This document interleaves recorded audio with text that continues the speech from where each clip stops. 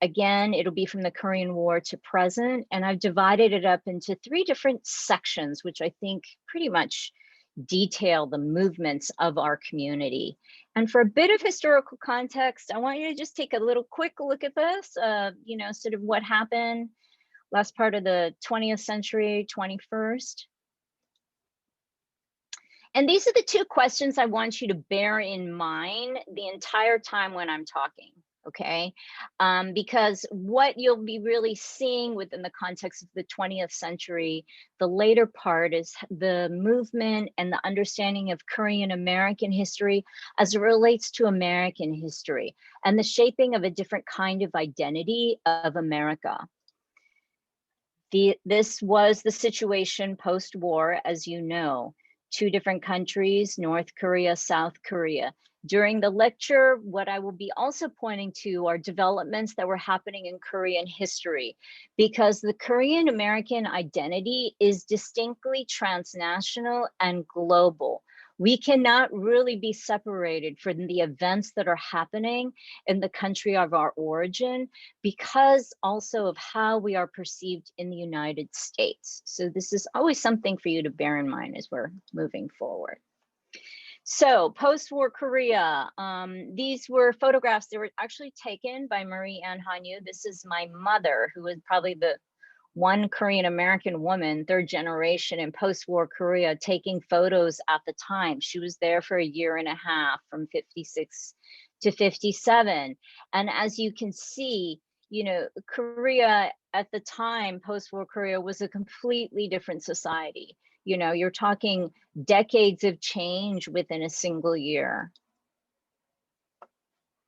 This is such a far cry from how we understand Korea now. So when we're thinking about this too, this also makes a difference in terms of our cultural identity and how we view history and our sense of selves generationally. You know, this would have been the lives of your grandparents. So one of the biggest groups of immigrants, the first lecture I talked about the 1st generation and 2nd generation, but one of the groups I wanted to bring up of immigrants was the Korean women that came. I mean, 28,000 Korean women came. Primarily, they were marrying Korean American men, okay? Not necessarily white American men, but these were some of the photos that I found. And this was a result of the War Bride Act, which was put in place after World War II. And I think this is important to note, because oftentimes within an idea of Korean American identity and history, we tend to get a very narrow definition of what it means to be a part of our community. These women had a very difficult time often within American society. They were rejected by the Korean Americans themselves if they would have married out, and they also would never have fully fit in, right, within the context of white America.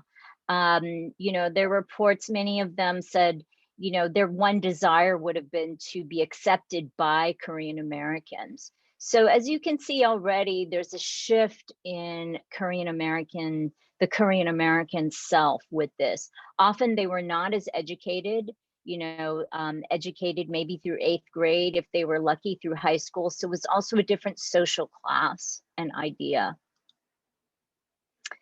Secondly, another huge group of Korean Americans which needs to be addressed are the adoptees. Korean American adoption is a sort of almost an export on a global sense, really just was put to a stop, I believe, a year or 2 ago. But this was a post-war effort. It was primarily done by the Holt Agency. And this has to do with Confucianism and how bloodline was perceived in Korea. You know, if you were divorced, if, you know, there was some kind of stigma with your situation, you would not want to, you know, to be a woman with an out of wedlock child would have been very difficult. So many were adopted, and I think globally up to 200,000, but 125,000 made their way to the United States. And as you can see of the diversity of the Korean American adoptee population. There's not now quite a lot of literature about them, but they were adopted into many different kinds of circumstances and people. And this is also in a very important group in terms of how you're thinking about Korean American history and identity. In the 50s, there were some key things that happened. One was the Immigration and Nationality Act in 1952. This allowed people to become naturalized citizens from Asia. Actually, it had a little difficulty passing because it was felt that potentially it might exclude more people than thought, but it was overridden by the Senate and the House, and it came into law. Another thing that's interesting is this idea of statehood for Hawaii in 1959. So Hawaii has always been a majority minority state. As you know, there were not as many Japanese Americans, for example, that were interned here because the whole economy would have collapsed. And Hawaii's bid for statehood was met with some resistance because there was knowledge that this was a Asian majority population. And then there were quite a few Korean Americans living here at the time. The argument that was used to put forward statehood for Hawaii, even from its Japanese American representatives, was that of positing Asians as a model minority, as being valued to American ideas of capitalism and being useful members of society.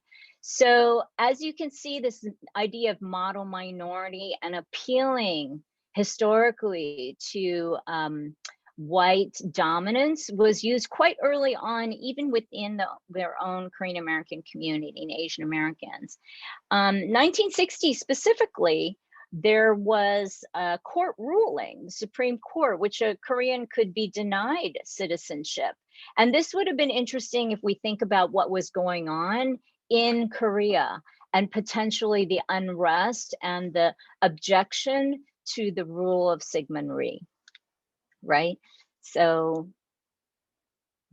at this point, this was the brain drain.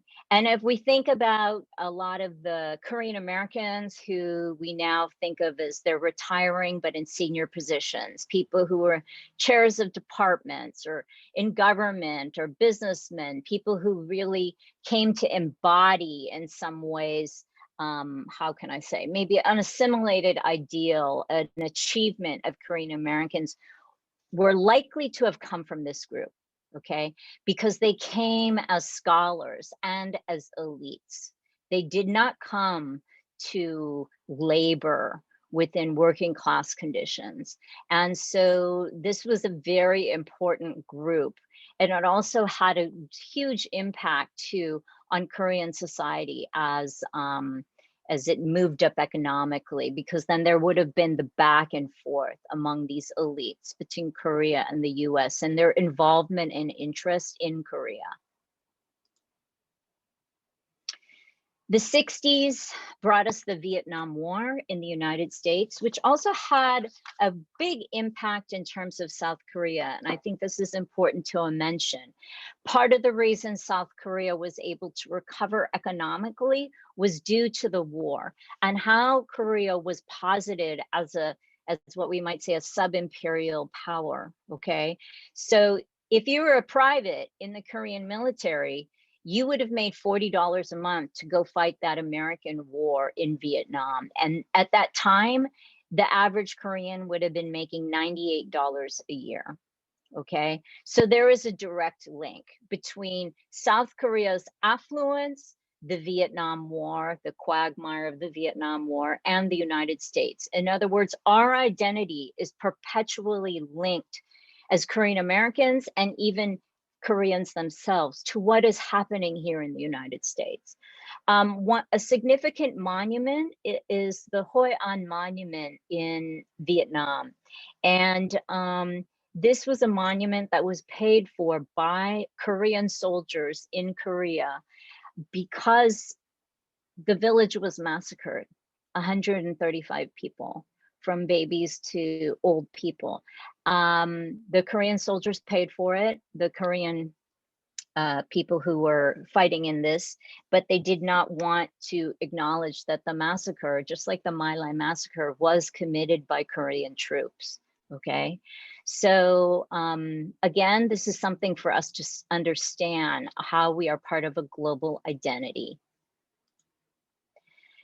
One of the things that we can feel really pretty psyched about was Richard Kim was the only Asian American novelist who's been nominated for a Nobel Prize. He wrote a best-selling book called The Martyred about the Korean War.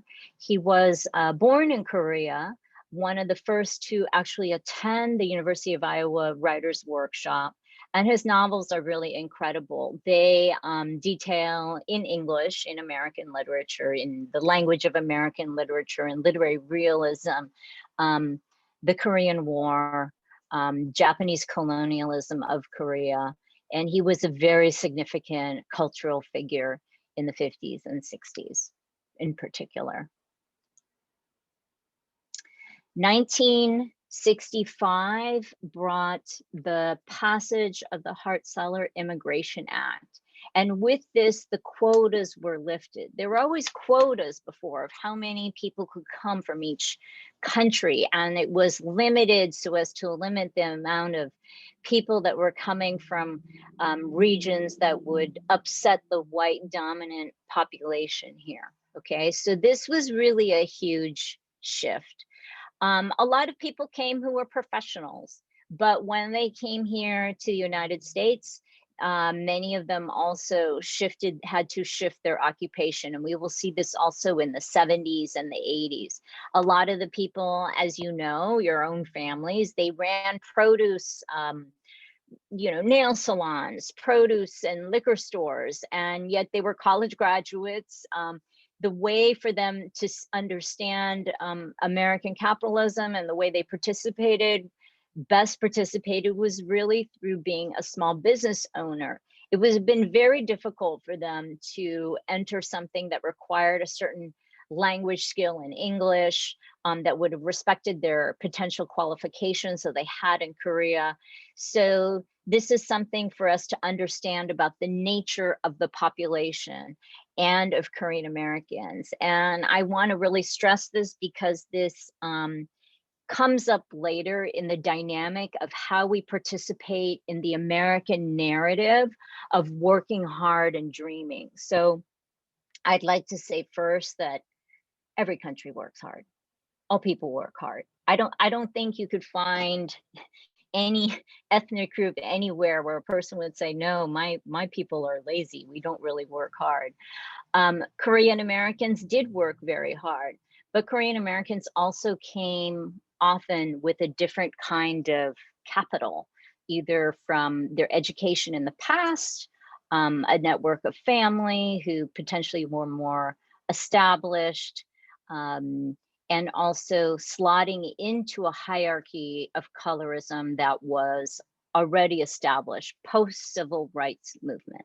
Okay, so we definitely benefited from the Civil Rights Act in 1964. And here is where I think we need to take a look at an idea of a Korean American identity and how it influences an Asian American identity and what this means. So Emma G and Yuji Gioka were 1960s graduate students and scholars, and they formed a political alliance. They were a married couple. Ichioka went on and became a lawyer, I believe. And inspired by the Black Power movement of the 1960s and ideas of social revolution, they coined the phrase Asian American. As we know, this phrase is so wide. There is no common language that anybody shares, religion, no food, no idea of country or culture. We're all vaguely, I guess you might say we're all vaguely dark-haired, but we're all very dissimilar, in other words, in our cultures of origin, from Japan to Laos to wherever. What we do understand, however, as Asian Americans, is this idea of being seen as different. It's an idea of being seen as foreign, and it is an understanding of discrimination within the context of nation.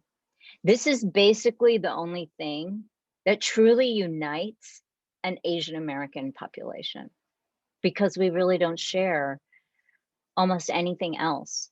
And so this is part of the complication of claiming a broader Asian American identity. And this is part of how we can better understand too, how we as Korean Americans contribute to an idea of what an Asian American identity is and means, and how it reverberates within the larger context of the United States.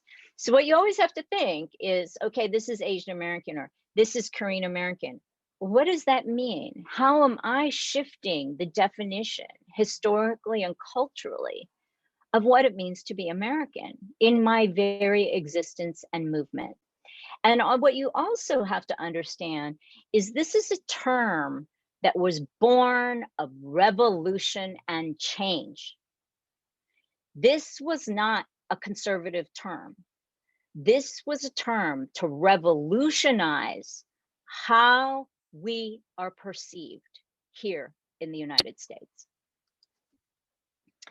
One of the founders of Asian American studies as we know it today, one of the people who's trained so many writers and scholars and people in business across every field who have been influenced by an idea of Asian American studies is Elaine Kim. She's considered one of the founders of the field and one of the best and most prominent women, and she is Korean American.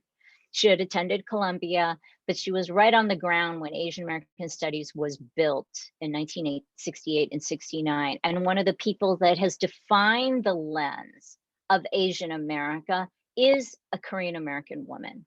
And we see then often what Asian America is, if you think about it through the lens of a Korean American. By 1976, there were quite a few Koreatowns. Well, there was LA and Chicago, and there's always a block somewhere, right, in bigger cities and neighborhoods of Korean America. And by 1980, Korean Americans or Asian Americans are being viewed as a type of a model minority, okay? This term was used in the 1966 article to refer to Japanese Americans. And this also was a term that was not as formally used, but the concept of it was used when discussing ideas of statehood, okay? And because of how Korean Americans are perceived and viewed within the context of America, we're often very specifically, our group, viewed as model minorities and all the implications that implies, okay? That used to be a term that people would maybe feel proud of. It became a term that's maybe more complicated and seen as divisive. But whatever the case, what we have to understand is how our existence is used within structures of power and with how we're perceived in the United States, and what that does and the implications of that for not only our own communities and Asian Americans, but also other communities of color, because it presents distinct hierarchical assumptions to a wider public, and there are severe implications to this, not always positive, right? Korean Americans are also viewed as creative pioneers in the field of arts. We tend in our cultural context to not think about this and to look at accomplishments often within the fields of business or fields that might be more understandable to a first generation population. But the very founder of video art was Korean American, Namjoon Park. Teresa Hakyoung Cha, who is considered the preeminent avant-garde experimental poet and sort of early example of performance art was also Korean American. So the very cutting edge idea of creativity and art, challenging the very norms and genres of how we deliver art, were also there, pioneering it. Okay. And I think it's, you know, we tend also looking at, I think we can sometimes looking at things like, let's say like K-pop, which we all love, but looking at different kinds of genres and fields of creativity, sometimes we downplay how much we're actually pushing forward the genre itself. But that we are doing, and this is no small feat if you are a creative or if we admire this. And these are two prime examples that revolutionize these fields. And this is something for us to be very aware of. Unfortunately, one of the ways that Koreans and Korean Americans have been perceived and shaped is this long-running television series, as crazy as it sounds. Now, this television series was really provided to be a commentary on the Vietnam War. Okay, this was supposed to be a comment on what was going on or the aftermath, you know, Vietnam War, the US.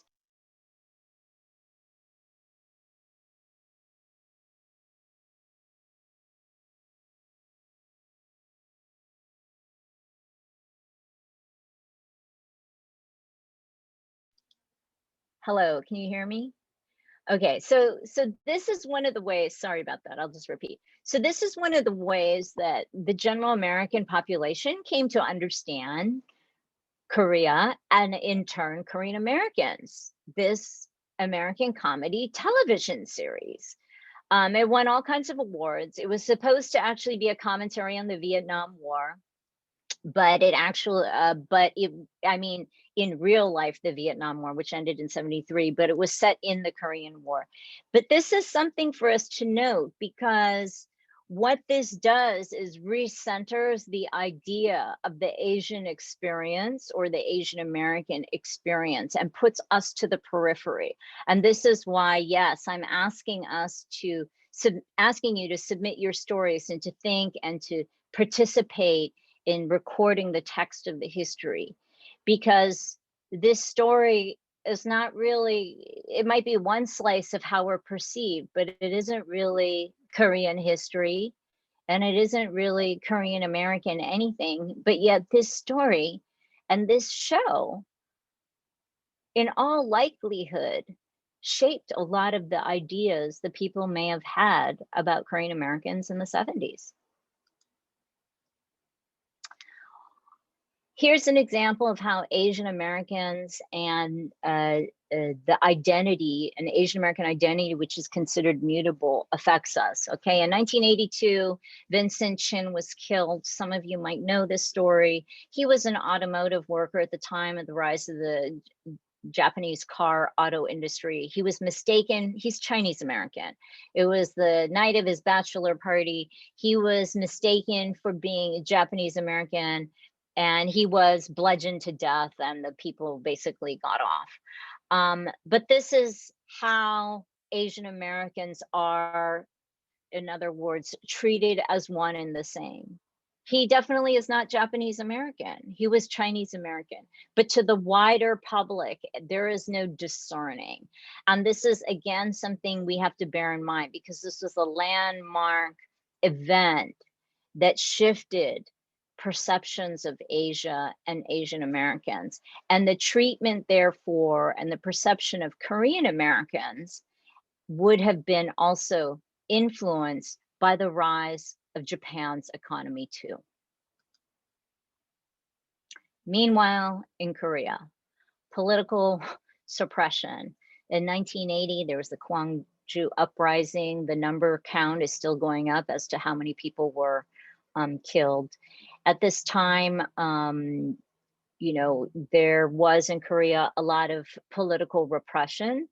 1988, when there were the Summer Games, was the time when Korea really, this was sort of the launch of the Korea that people know now globally today. That's technological, that's cutting edge, it's modern, that's wealthy. But there was a huge transformation through the 80s, and this would have also affected who potentially was immigrating into the United States.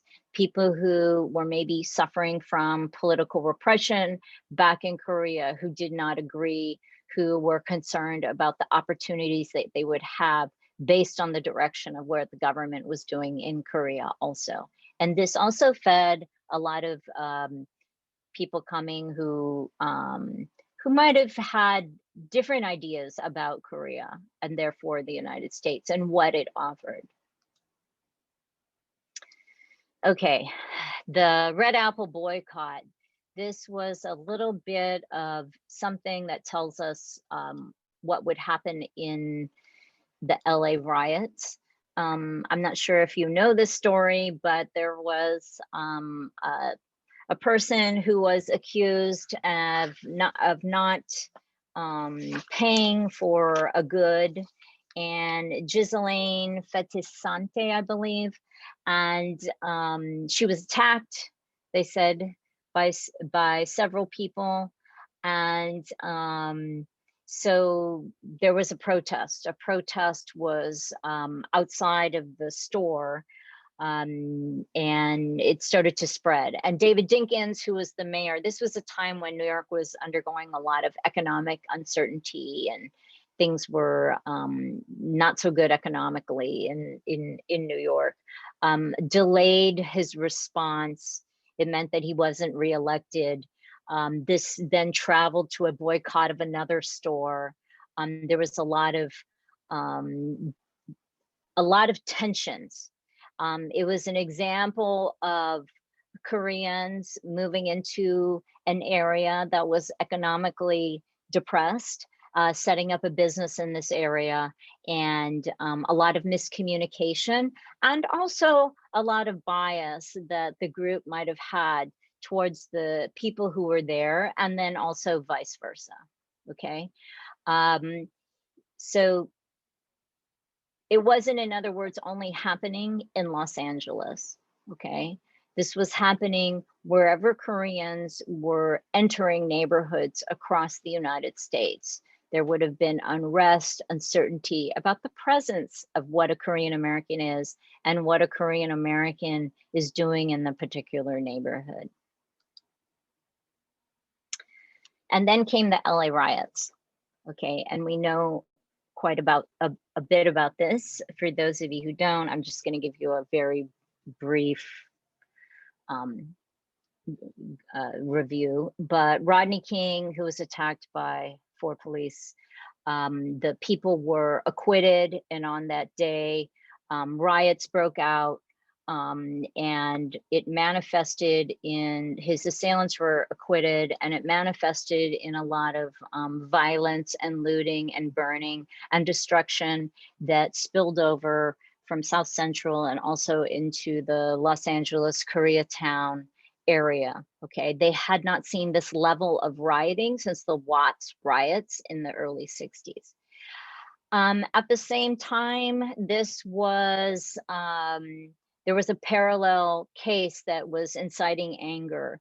About 2 weeks, within 2 weeks of Rodney King's video surfacing of him being beaten, there was a young African-American teenager named Natasha Harness, and she was shot in cold blood by a Korean-American shop owner, Sun Ja-do, who did not receive any kind of prison. Person got community service and charge and hours, but was not, didn't receive any, it was viewed as a manslaughter case, okay? And I believe Natasha Harness was shot in the back of the head. So there was a lot of unrest, and it came to manifest a lot between the tensions of the, specifically between the African-American and the Korean community. A lot of the misunderstandings, a lot of the racism, a lot of the violence, and also the overriding sense of poverty okay, that was in existence. And so this was all culminating these feelings into the LA riots. What people also don't understand is the LA riots, a lot of the looting primarily, I believe, was actually by the Latino population. There was many who were Latino within that area. It wasn't only a specifically Black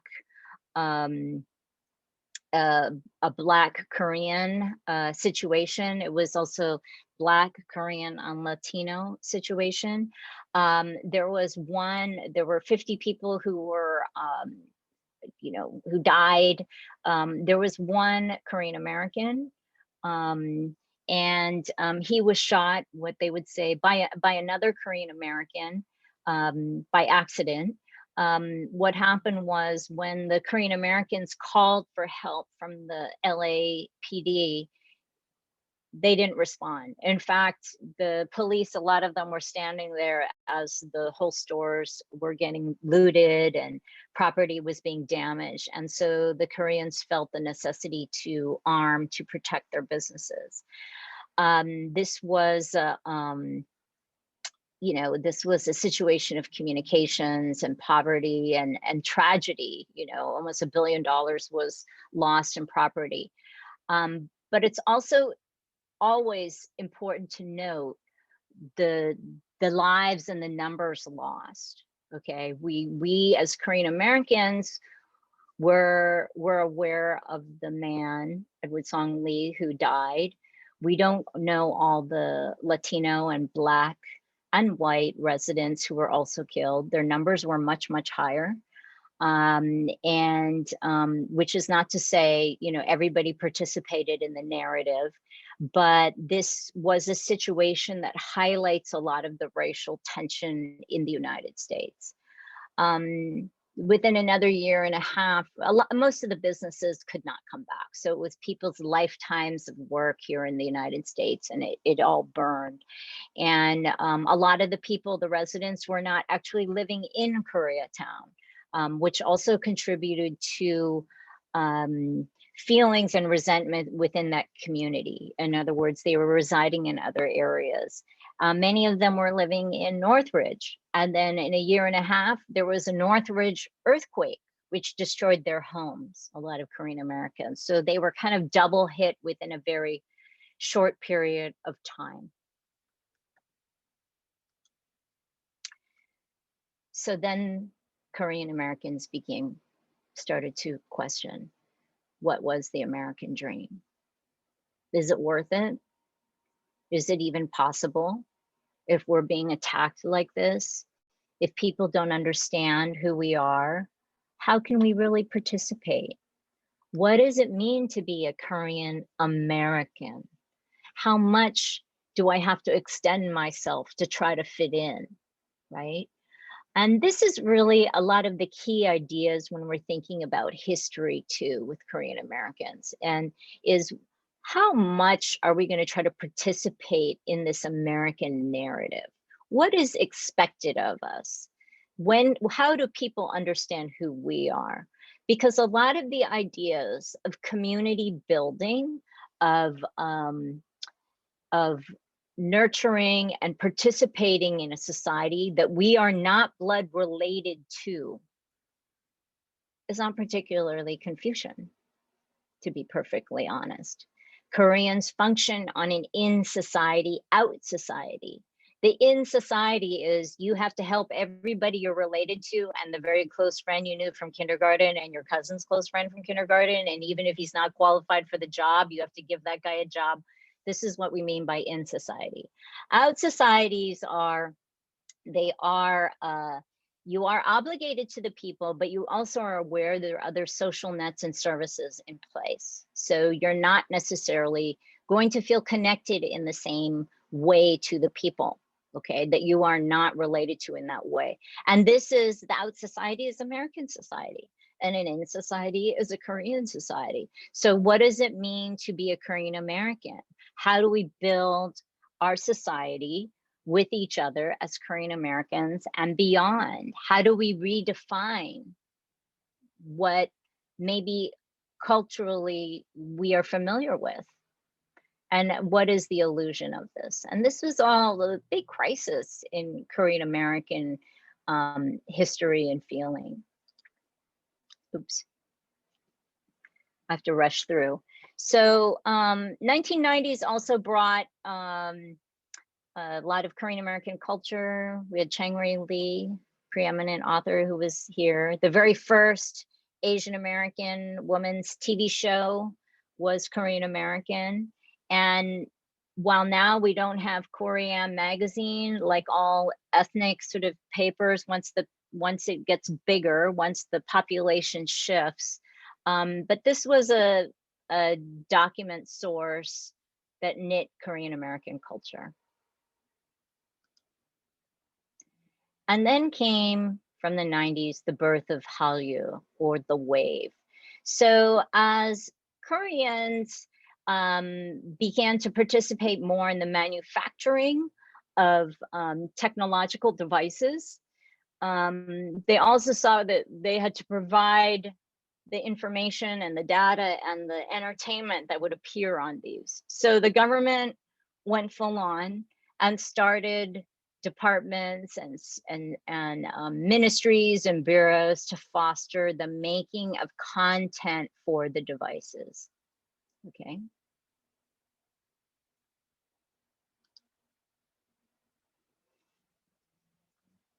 More recently, in the last year, we've had Korean Americans look and trying again to figure out where we fit in within ideas of Asian American culture and American culture in general with the Black Lives Matter movement. Okay. This has been a source of tension often within our own community between, let's say, the generational gaps between different people who you know, professionally define themselves, between immigrants, you know, first generation, third generation, and how they feel about it. But this is something that the Asian American community and the Korean American community has had to come to reckon with within the last year. And again, what's important to remember is how Korean Americans have always negotiated difference, and how American difference has played out with Korea historically, from troops being integrated in the Korean War to ideas of what is the model minority, to our sense of belonging and expression. One of the more interesting things that came up was an acknowledgement of this identity by a Korean pop group, BTS, which is the first Asian group or Asian people ever to be on the cover of Rolling Stone. I'm pretty sure Yoko Ono was on the cover, but other than her. They were supporters, or their army, I guess the BTS army, of the Black Lives Matter movement, and disrupted, obviously, a meeting that was supposed to be held, a rally for Trump. Okay. What some people might not know is that Korea actually has had a different kind of a relationship with ethnicity and race, even with Korea. So one of the most popular singers in Korea was a Korean American war baby who's half Black American, half Korean, Lee Soon-hee, and she's considered like the big Barbara Streisand sort of figure in Korean society. And she actually even did skincare ads in Korea in, I believe, the 80s. So this tells us that, you know, when people say, you know, oh, that's just Korean to think a certain way, to be biased, to be against difference, it's not really quite true. You know, we have actually had a larger sense of tolerance and way of being, and we have to really think about how we've navigated historically through time in this way. More recently, the idea of media has come, there's a confluence between, again, our transnational global identity of Korea and America with these big movies. So we have Parasite from Korea that won, and then we have Minari that yet was still, although it's an American movie by a Korean American, was categorized as like a foreign film. And again, this points to us as Asian Americans and as Korean Americans being viewed as a foreign other, and what this means. And therefore, how our destiny is always tied, no matter what you think, to the destiny of Korea overseas. Again, what finally culminated with a lot of people rethinking this were the more recent Atlanta spa shootings that left 8 dead, including Korean American women. And there's no denying that the result, a lot of the hatred that has come up was due to our former president, who would make mockery of Asian people. And I think that this is, I'm bringing this up. I'm aware that the Council of Korean Americans is a bipartisan group, but this is something for us to acknowledge and fully understand the implications of what it means to be Korean American, and how we cannot delude ourselves into thinking that we will never be categorized with other Asians simply because we are not that. Like, we're not Chinese American. It didn't matter with Vincent Chin. He was not Japanese. He was Chinese, right? Chinese American. It didn't matter. So our destinies always with other Asian people are entwined. And very recently, we had the COVID-19 Hate Crimes Act passed, which should make it easier for us to report these kinds of incidents and understand our difference and our participation too in American society.